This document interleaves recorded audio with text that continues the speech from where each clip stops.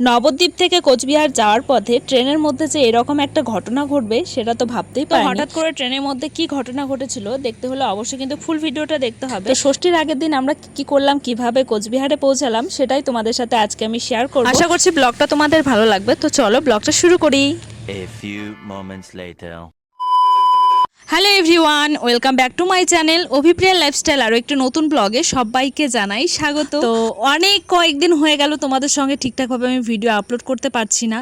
এটা হচ্ছে আমার ডেলি কারের এখন বক্তব্য হয়ে গেছে। তো যাই হোক, এটা ছিল ষষ্ঠীর আগের দিন। ষষ্ঠীর আগের দিনটা আমরা কিভাবে কাটিয়েছিলাম, কিভাবে কোচবিহারে গেলাম, তো সবটাই তোমাদের সাথে শেয়ার করবো। তো এই ভিডিওগুলো আমি শুধু করে রেখেছিলাম, কিন্তু ভিডিও আপলোড করতেই তো ভুলে গেছি। আর তাছাড়া যখন থেকে আমি কোচবিহারে এসেছি তখন থেকেই মানে নেটওয়ার্কের এত পরিমাণে ডিস্টার্বিং শুরু হয়েছে, মানে না আমি ভিডিও আপলোড করতে পারছি না কিছু, না নিজে কিছু রিলস দেখতে পাচ্ছি বা ভিডিও দেখতে পাচ্ছি। তো যাই হোক, অনেক কষ্ট করে আজকে আমি এই ভিডিওটা পোস্ট করব। তো তোমরা অবশ্যই সম্পূর্ণ ব্লগটা দেখবে, আশা করছি তোমাদের ভালো লাগবে। তো যাই হোক, ষষ্ঠীর আগের দিন তোমাদের দাদা ভাই সকাল সকাল বাড়ি চলে এসেছিল, যেহেতু কাজের সূত্রে বাইরে থাকে, যার জন্য সকাল 10টার মধ্যে বাড়ি পৌঁছে গেছিল। তো দুপুরবেলা খাওয়া দাওয়া সেরে তারপর কর্তামশাই আর আমি দুজনে মিলে বেরিয়ে পড়েছি কিছু কেনাকাটা করতে। তার কারণ জানোই তো, কোথাও গেলে পরে কেনাকাটার শেষ নেই। আর এটা হচ্ছে আমাদের ফার্স্ট ষষ্ঠী, তো যার জন্য ষষ্ঠীরই কিছু কেনাকাটা করতে এসেছিলাম।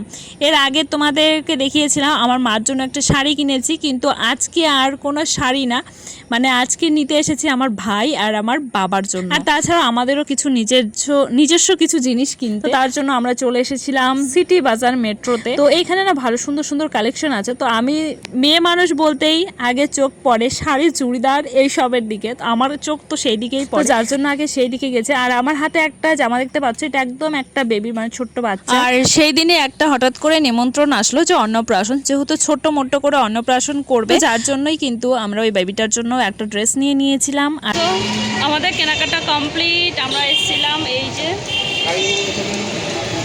সিটি বাজার মেট্রোতে। আর এখন কর্তামশাই মানে তোমাদের দাদাভাই এখন বাইক আনতে গেছে, বাইকটা নিয়ে আসবে, তারপরে আমরা যাব। তো অপেক্ষা করছি, এই যে পাপা আছে, তো পাপা আমি দুজনে মিলে এখন দাঁড়িয়ে আছি। দেখতেই তো পাচ্ছি না।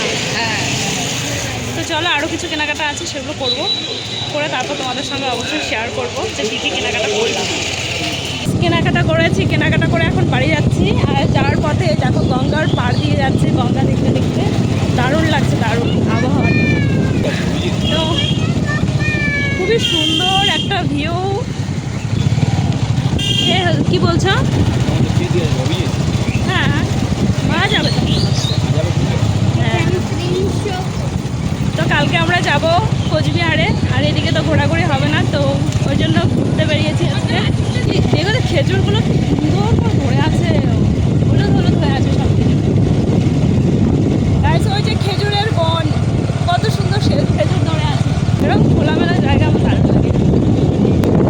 তোমাদের দাদাভাই যখন বাড়ি আসবে তখন আমার এই ঘোরাঘুরিটা দারুণ হয়। আর এই দেখো মাঠ, একটা মাঠে কত বাচ্চারা খেলা করছে, দারুণ একটা ভিউ। এরকম একটা জায়গা গাইস, বাড়ি যাই, বাড়ি প্রায় চলে এসেছি, আর কিছুটা গেলেই আমাদের বাড়ি। আর তোমাদের সঙ্গে আশপাশটা একটু শেয়ার করি। এই রাস্তাটা অনেকেই এর আগে দেখেছো, আজকে ফার্স্ট টাইম না, অনেক 3-4টে ব্লগে আমি দিয়েছি এই রাস্তাটা। তো এটা হচ্ছে ইন্দ্রাপুর যাওয়ার একটা রাস্তা।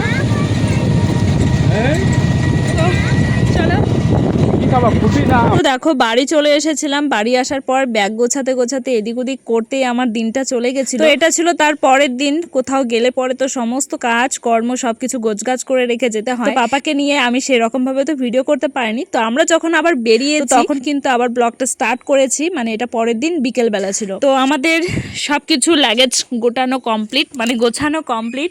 এদিকে পাপাও রেডি হয়ে গেছে, আর তার সাথে তোমাদের দাদা ভাইও রেডি হয়ে গেছে। আর এখন আমরা বেরোবো, কিন্তু বাইরে প্রচন্ড পরিমাণে মেঘ করেছে, তার জন্য কিন্তু আমি পরের যে আমরা গেছি কিভাবে, তো সেই ব্লগটা আমি দিতে পারিনি, একটু কাটছাট করে ব্লগটা আমি বানিয়েছিলাম। যাই হোক, আমরা একদম রেডি হয়ে তারপর আমরা গেছি প্রায় স্টেশনে। আর যেন বিকেল বেলায় এত অন্ধকার হয়ে গেছিল, সারা রাস্তায় তো কেউ ছিল না, আর বিশেষ করে বিদ্যুৎ চমকাচ্ছিল, আর ওটাতেই তো আমার বেশি ভয় লাগছিল।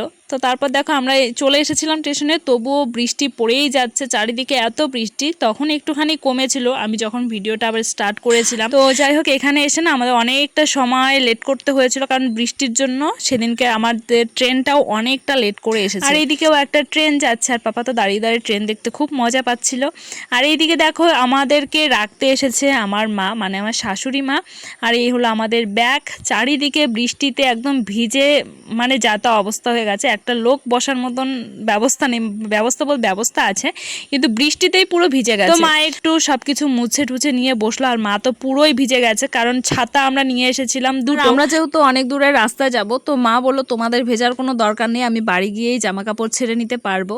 এই যে দেখো আমাদের ট্রেনটা ছেড়ে দিয়েছে, মা দৌড়ে দৌড়ে আসছে, মানে হাঁটতে পারে না এত জোরে, তবুও আসছে। কারণ একটা মনের মধ্যে না একটা কষ্ট লাগছে যে আমরা চলে যাচ্ছি বাড়ি থেকে, অনেক কয়দিন থাকবো বাপের বাড়িতে। তো সেটা ভেবে না মা অনেকক্ষণ ধরে বলছিল যে এতদিন থাকবা তোমরা, তাড়াতাড়ি চলে এসো, বাড়িটা পুরো ফাঁকা হয়ে যাবে। ওই কথা শুনে আমারও না খুব খারাপ লাগছিল, মনে হচ্ছিল যে মাকে যদি নিয়ে যেতে পারতাম তাহলে হয়তো খুব ভালো হতো, সবাই মিলে মজা করে আনন্দ করে কাটাতে পারতাম। কিন্তু বাড়িতেও কেউ না কেউ তো থাকতে হয়, মানে কাউকে না কাউকে তো থাকতেই হবে। মা তো কিছুদিন আগে এসেছিল, যার জন্য এবারে আর এলো না। তো দেখো এখানে পাপা ওর পাম্মিকে একটু কিসি করে দিল, আর আমাদের ট্রেনটাও ছেড়ে দিয়েছিল।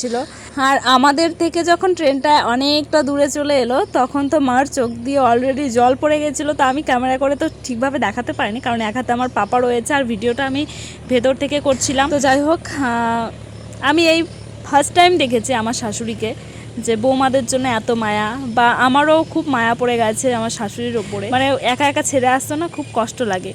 তো এখানেই দেখবে মানে যখন এই যে ট্রেনটা ছেড়ে দিয়েছে, মানে মুখটা না কীরকম যেন শুকিয়ে গেছে, মানে কাদো কাদো ভাব করেছিল।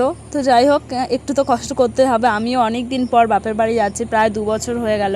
আর এই মায়ার জন্যই মানে শ্বশুর বাড়ি থেকে বাপের বাড়ি না আসতে ইচ্ছা করে না।